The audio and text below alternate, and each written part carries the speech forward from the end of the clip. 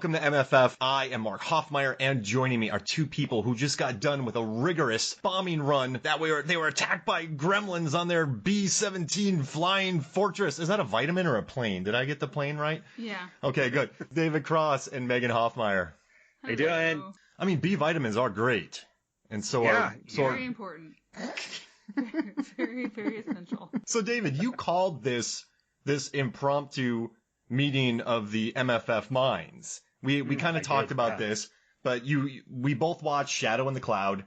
Well, all three of us watched it. We loved it. And you sent me a message like, we got to talk about this for 20 minutes, do a quick review. Yeah. So how do I start this? I went into this movie knowing exactly nothing. I looked up what was the first movie that was going to be released on January 1st, and this came up. I threw it on, and my mind was blown instantly. This is schlock pulpy gold. It's one of the best movies I've seen in a very long time. I enjoyed all 80 minutes of it.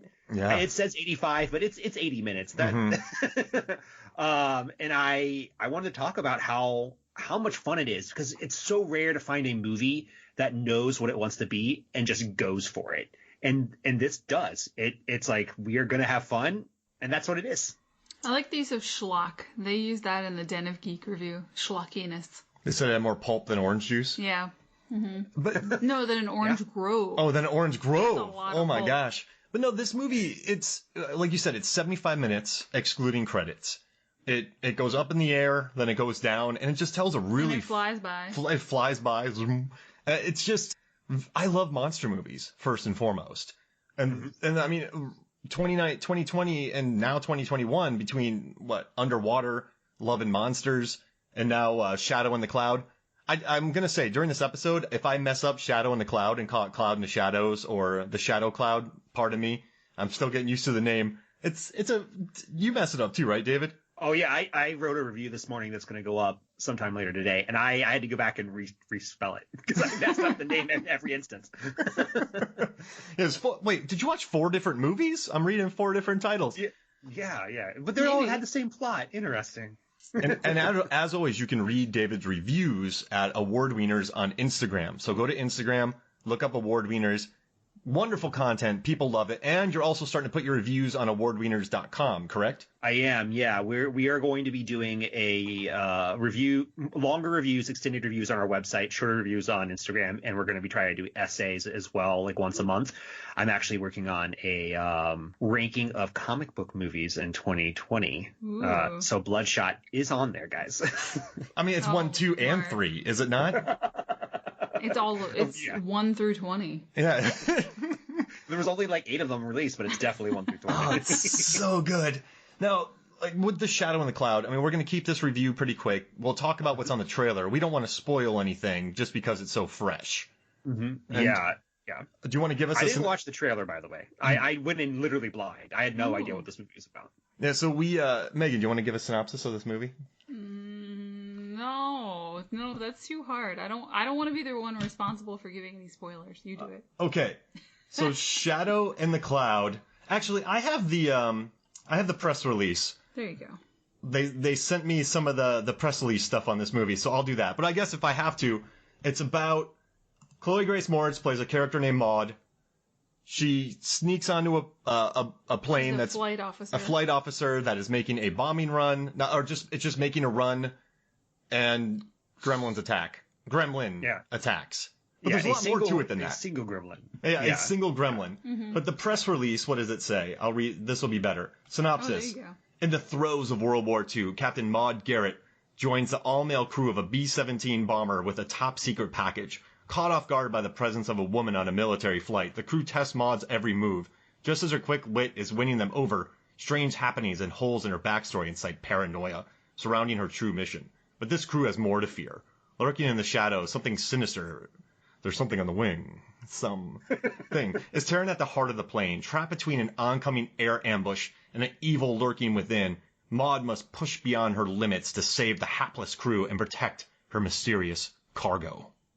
Mm-hmm. Yeah, that's about right. Yeah, that's good. That's a very good synopsis. No spoilers. I should have made that up and just said I came up with it. Mm-hmm.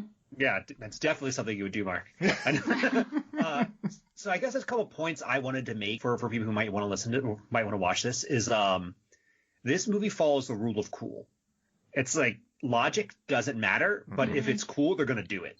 Yeah. And I really appreciate that. And then I would also say, like, have you seen The Vastness of Night on Amazon? Oh, we were trying to watch it the other day, and I think Amazon was having some trouble, so I think we're going to watch it very soon. We tried to watch it last night, and it didn't work, so we watched that Joe Kearney driving around murdering people movie.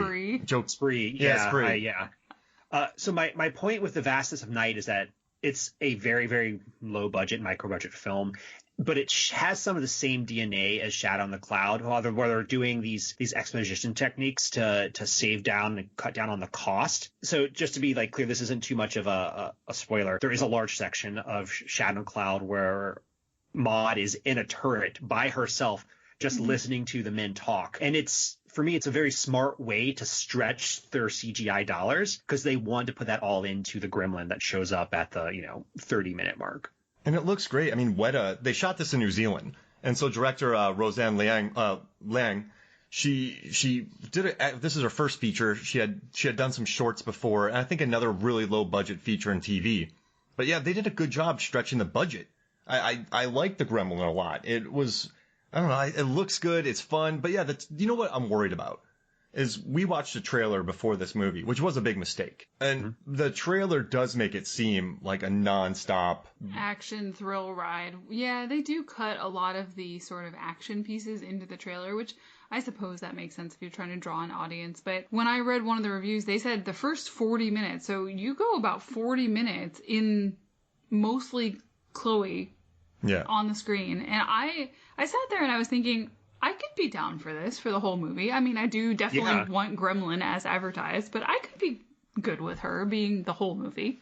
She's so good in this film. I mean, now, the one thing I worry about, and there's two things that are hurting this movie right now.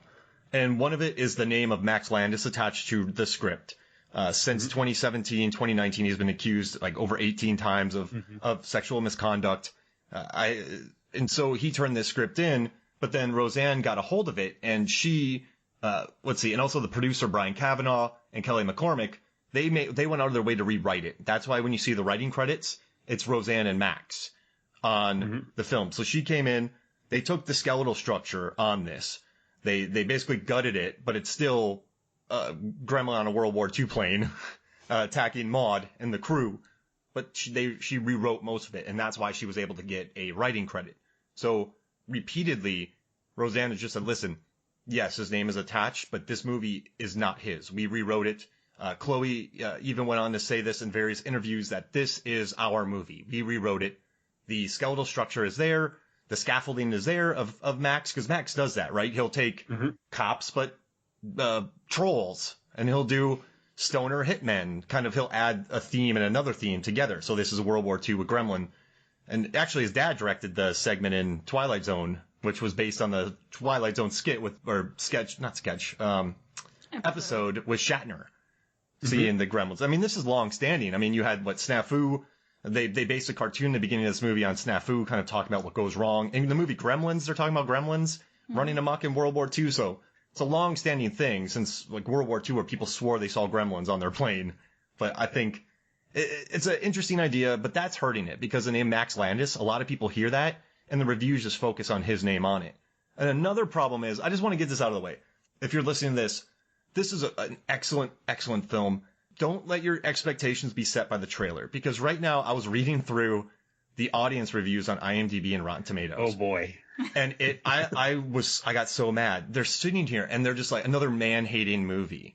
Someone said that Maud is a Mary Sue, and it infuriates me because I don't want to throw you have movies with Dwayne Johnson where he can fly every vehicle known to man, and I'm not dogging on Dwayne. I'm just saying people are like, yeah, that's awesome.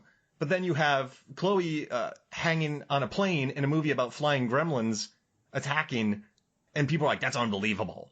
She can't do all that. And it's just a double standard, and it's really affecting the audience score. So I just want to let people know, just enjoy this movie. It's bonkers. It's pulpy. It's schlocky. It's a monster movie. It gets fun. Crazier as it goes on, for sure. And, I mean, it features her throwing a front kick on a gremlin. Mm-hmm. It's amazing, and it's in the trailer, so I feel fine saying that. But it's just...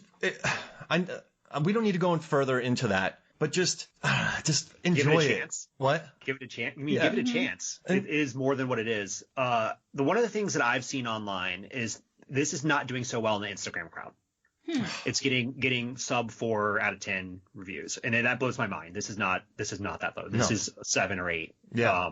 I mean, my personal taste is probably higher, but I think in general audience it's 7 or 8. But what I think's going on is that people don't understand what like a mid-budget, low-budget movie is, and don't know how to expect it. They're like being trained to see a $300,000 movie and think everything needs to be that. 300 million. Don't. Yeah, 300 million. Yeah, 300 million. Not at 300,000. That's a low one. Micro budget. But people don't quite understand that, and they don't understand pulps. Like like you have to know what a pulp movie is to watch this film and really appreciate for what it is. Yeah. So when I went in, I knew nothing, and I was just delighted that it is so ridiculous. It is. It gets crazier as you go. I saw one review that wasn't sure if it liked it or not, but they had a good point that every decision that she makes is the wrong decision, and I kind of liked that because that sort of propels it forward.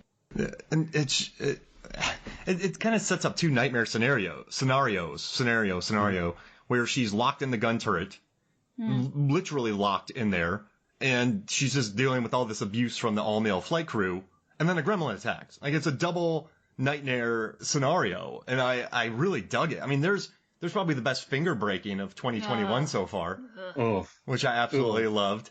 But it's... I like the stylistic choices where they definitely tried to focus on her. They didn't take you in and out of the ball turret where they showed what the guys' faces were doing and they showed their reactions. They didn't do that. They even, when they introduced those characters, they sort of just have like a black background and stylish lighting from the plane to introduce them to you when they say their name. So I like that they're not taking you out of that story that they're building with her. Mm-hmm. Did you have concerns about the idea of gremlins themselves? Because I think the term gremlins has a lot of baggage from the two Gremlins movies, and definitely from World War II. But like, I would be concerned that people think this is going to be like a super, super goofy Gremlins 2 version of Gremlins, and it's not. It's more like the original idea of World War II when gremlins are on planes and they are just wrecking stuff to cause a plane to crash. It's like Twilight Zone. Yeah. I mean, the first one was Shatner. I mean, that thing, the suit was, I mean, it was standing on the wing of the plane, ripping it apart. It was not a beer swilling, laughing, cheeky gremlin that could be dispatched easily in a microwave. Like, this is a big... I'm not going to give away some of the surprises to it. It's a big one. It's a big, it means ill will towards this thing. It is not cheeky. It's not going to sing. It's not going to turn into an electric gremlin. I think we're pretty liberal in the use of gremlin. I mean, we apply it to our cats. We just sort of, we use it as an adjective when something is being bad or going wrong. Yeah, you little gremlin. Descriptor. Yeah, it's just, but I like it even more, though, that it's based on kind of the World War II lore. And that's Max Landis' original idea. Mm-hmm. I doubt he kind of wrote, like, Chloe's character as Rich, but it's just, it's fun. I mean, this was something that has been touched on before, but it takes it to another level. And it goes to Bonkers Town. And you know what? I love your point, David, is that people are not used to, this is a micro-budget movie. We could not find the budget. But reading what Roseanne had to say, I mean, they couldn't film in a studio because Avatar had all the studios. So they filmed in a cargo shipping crate. They put all the men in there, and they had her talking to Chloe in the cockpit. They actually recorded that with her. And so she said that the audio engineer had a ton of problems. But they didn't have studio space, and they obviously didn't have a plane, so they just built the turret that could move, and they put a lot of trust onto on Chloe 23-year-old shoulder, like 23-year-old shoulders, and shoulders, yeah, whatever. But it's they had to pre-visit, they had to do the pre-visualization, then they had to shoot it. But it's just, but you're right. People expect. I think people are conditioned to have a $200 million movie. I mean, gone are the days where we remember back in the 90s, late 90s, where we would get like Deep Blue Sea and Anaconda and Deep Rising. And those are giant budget movies compared to this as well. But we just don't get these anymore. And I think you're right too by the tone. This is a traditional pulpy, and when we say pulp, I guess what we're talking about is what's a better way to explain pulp? I mean, it's a plot-driven action story. Like, this isn't a character study. It's meant to entertain. It's a purely entertainment value piece of content. Yeah, and it succeeds. Yeah, it's over the top. It's not trying to be realistic in any way. I love the idea of gremlins and them exploring that more in the World War II context and sort of their origins. I also love that you focus on a, what is her title in the movie? Flight officer. She was a WASP from America, and this was a real force of women who are out there flying non-combat planes during the war. And when do you see that story, much less in an action movie? Give me more of this. Yeah. One of the things that I kept thinking about, it was how this movie compared to Overlord. I believe that came out in 2017 or 2018. And how I generally enjoyed Overlord, but it was so serious that it missed its own premise. And this movie is like, yeah, there's gremlins, and we're going to wink at it. And in that movie, they didn't do any wink. No, yeah. I think we felt that, too. Yeah. I was hoping for a cheeky Wyatt Russell in that movie. I was hoping for more cheekiness. Especially towards the end of that movie, it's very serious. Yeah, when it should be a little bit more comedic, considering how crazy it is. And a lot of the people on the plane, they are all playing various variations of. Roseanne said this. She didn't want the movie. She knows now that so many people get triggered and there's so much latitude of rejection in this, but she wanted to have these men represent different types of obstacles for Maude. So it's interesting hearing all the different ways that. But they're obviously. People like this exist, but they wanted to play up some of these roles in almost a caricature type way. So you just have to accept that. This isn't. Man, people just get so mad. People are so mad about this movie. It annoys Everything me. is heightened for sure. I mean, the characters are heightened, the scenarios are heightened, just the situation in general. The action is heightened. Yeah. Yes, it is a lot of action. It's in the air. Oh gosh. Oh yeah. Hey. There was a definitely moment while watching this when I was like, I was like, oh, this is like sort of serious, and then a moment happened. I was like, oh no, this thing's going all out. Like, and my brain just went from analyzing it in terms of, theme and seriousness to, oh, I'm just gonna enjoy this. Click. Yeah. And the audience will get to that. Like, if you're gonna watch this film, you'll know exactly when that happens. And it's beautiful when it happens, and it's inspired, and it's funky, and it's fun. I like it, and I like the stakes that get added to it as well. Yeah, Maude goes through a lot in this film, and part of I don't want to spoil that, but man, there's some visuals that I'm gonna have a really hard time forgetting. And that's kind of nice because I forget about the majority of the movies I watch. And the supporting cast is excellent too. Like, they brought in some big names for some tiny roles in this. So I'll be interested to see how Roseanne was able to get so many big name people to be in this movie. Because, like, who did you have? You had Nick Robinson. He headlines his own movies. Then you had Taylor John Smith, that Sergeant Quaid. He was in The Outpost, which is one of our favorite 2020 movies. Great. And then that Callan Mulvey, John Reeves, the guy from Captain America Civil War. And they filled out this cast really well. Maybe people were, I don't know, I wonder how she did that, because it's a wonderful crew. Everyone adds something to it, I would say. Probably a better cast than they needed. Yeah. Yes. Yeah. Considering that the cast is only on screen for 20 minutes. Yeah. Right. Yeah, so I was reading about her casting process, but it's neat how many people rallied around this movie. Well, and like you said, she's the one who has to do all the things in the movie. So the fact that they're such a good cast and they don't have a lot to do, even though they're there. Yeah. She's the one doing it. So if you want to see a lady kicking some butt, doing all the things in a crazy gremlin movie, this is for you. And Chloe brought her personal trainer with the stunt coordinator. She was doing pull-up contests against him. She was claustrophobic, so she had a really hard time shooting in that turret. Like, this is, and I tell you though, like, there's been so many glory shots of male action stars looking awesome. This one, when she's blowing up planes and yelling when she's shooting the guns, and then when she rips off her sleeve in a very Scott Adkins badass moment, and then just fights a gremlin. It's awesome. Like it's so refreshing to me, and I dug it. It's so in the trailer, this is in the trailer, but she's just unloading on the gremlin's face for what feels like 30 seconds. It's beautiful. I love a good gremlin fist fight.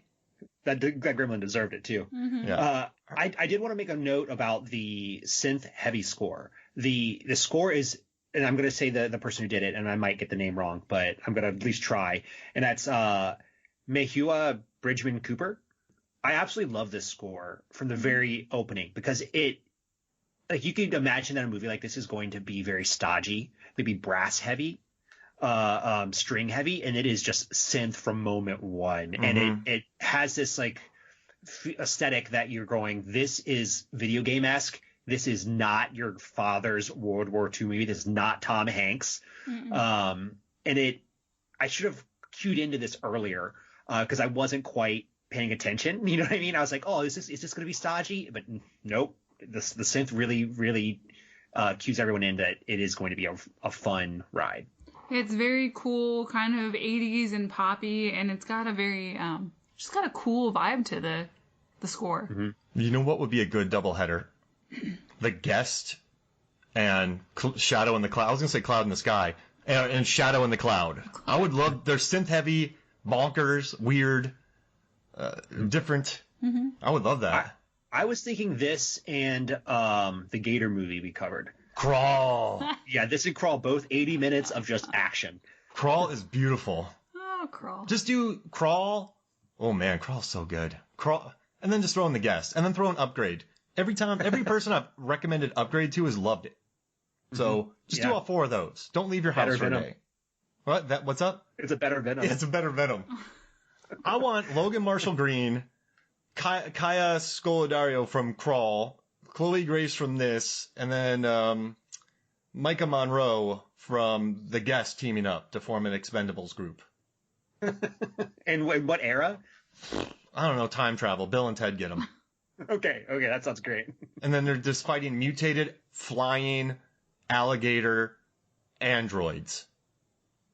Oh, maybe cyborgs or androids? Cyborgs. Yeah, you're right. They got chips in them, but they're relatively human. Or gator. Okay. Yeah, My let's mind get just, on this. That explodes. Sci-fi is going to pick this up for us. And alligators have arms, not like the little arms. They have big old arms. Well, they have normal arms and then arms growing out their back. Oh. So Whoa. With the wings. Yeah. And there's a fist fight where oh man, we need this movie. Oh my gosh. No, but I guess so we don't. I don't want to spoil anything else for anybody. We just wanted to do this really quick. But let's want to each do our favorite moment, non-spoiler moment from this movie to kind of pitch people to go watch it before we get into our final thoughts. That's difficult. Yeah. I can do a non-spoiler moment. Yeah, I think I can. Okay, what's yours, David? So I'm gonna call it my non-spoiler, just general thing I like, and I really like Chloe in this film. I think it would be very difficult for an actor or an actress to be the main focus for 40 minutes and pull it off, and she does it seamlessly. I love that she is like a budding Ripley from Aliens. Just so cool. Yeah, she really rocks a sweet bomber jacket in this movie. Mm-hmm. My favorite moment, I think, would be when she's firing at some enemy planes, and she just looks awesome doing it. She's yelling, and she looks cool doing it. It's not cheesy or over the top or just weird. She looks great. I'm going to make the GIF and just play it over and over. That thing's cool. So for me, she front kicks a gremlin. I'm big into Dolph Lundgren front kicking people, and I'm big into Chloe throwing front kicks. And she's been in some really cool. She's been in some interesting films in her long career. I mean, Let Me In, she was excellent in. I mean, Kick-Ass. She's been murdering people for a long time. Oh, I loved how. So we watched this with my parents. Side note, and my dad is sitting there at the end. Of course, he's not seen Kick-Ass, and he goes, "She'd be great in action movies. She's got an action future." And it's like, yes, good call. She's been crushing people for a decade now. Yeah. And so when people are like, "Yeah, Chloe, oh, it's unbelievable." Well, she was Hit Girl, and now she's Hit Girl grown up in the past. Hit Woman, Hit Woman in the 40s. Hit Dame. Hit Dame. Oh, that's a good one. Yeah, I guess one thing too, if you a drinking game with anything, water, tea, alcohol, beer, but anytime you hear dame or broad, take a sip. Yeah, it's a lot. That first 40 minutes, you're going to be drunk. Yeah. Or highly caffeinated if you're doing coffee too. So just one of those. But since David, you wanted to call this together, what are your final thoughts about this movie? Or what do you got to say about it? Yeah, so for me, this is actually a Saturday morning movie. It is a cartoon that you wake up, you get your coffee, you eat your sugary cereal, you watch this movie, and you just have a great time and start your day off right. I love it. Meg, final thoughts? Yeah, just go in and enjoy it. Get over yourself. Yes, get over yourself, and don't let your preconceived notions wreck this experience. The trailer will make if you expect exactly what a trailer shows, you're going to be pretty confused for the first 30 minutes. But just roll with it. Like, get over yourself. Get ready for a 75-minute low budget movie. So Roseanne Lang, the writer, she loves Die Hard. She loves Mad Max Fury Road. She studied moments that are memorable in films. And so they thought long and hard about how can we make this action good? How can we make it memorable? And there are scenes that are burnt in my head, and I think she really succeeded. So just get over yourself, turn it on, enjoy it. Don't follow the crowd, the reactive crowd that's out there right now. I mean, I guess if you follow what I say, you're just as bad as following that group. Think for yourself. Just give it a chance. All right, it's different than you'd expect, and it's a wonderful experience. All right, David, you want to tell them about Award Wieners Movie Review Podcast before we get out of here? Sure. I am the co-host of Award Wieners. It's a movie review podcast where my co-host and I are watching every Best Picture, and we're pairing it with a hot dog recipe.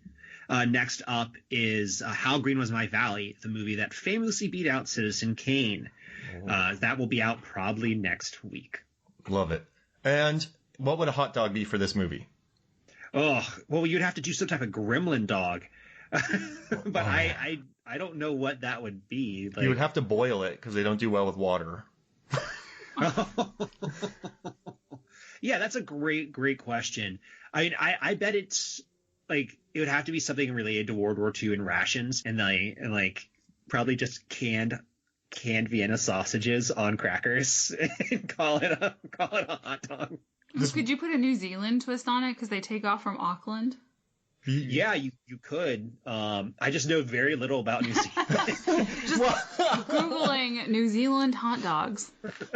But until then, I'll have David, on a future episode, David will give us an update about New Zealand hot dogs. But just break a cracker in half, put a Vienna sausage in between it, or Spam, and just munch on it. And that's the recipe for Shadow in the Cloud, not Cloud in the Sky.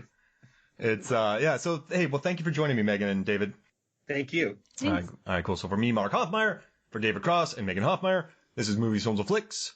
We'll see you next week.